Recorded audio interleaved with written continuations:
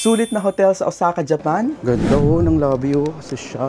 Yung check-in process nila is parang ganito. Wala talagang reception. Nandito na tayo sa floor natin, 5th floor. May refillan ng water dyan. Here's our room. Super cute lang. Ganyan lang siya kaluwag. So, may queen size bed. Parang pakimono.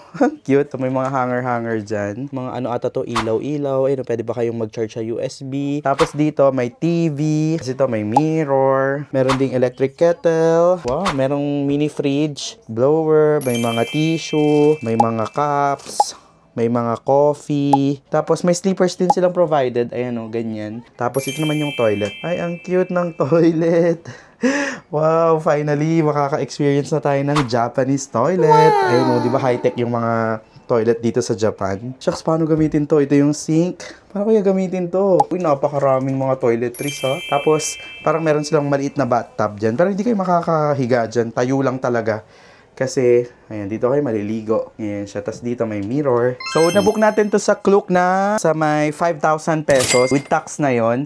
Pero naka-discount naman tayo dahil gumamit tayo ng Klook code natin na WonderJ Klook. Pero kapag sa Agoda nyo ito ibubook, pwede rin naman 10% discount, WonderJ Agoda. Compare nyo na lang kung saan kayo makakatipid, dun kayo mag-book, diba? So, pretty decent naman na siya. Tutulugan lang talaga natin to tonight. And ito yung mga ino-offer nila dito. May mga public bath nila. Ito yung mga onsen eh. Tapos may mga convenience store, 24 hours na fitness gym.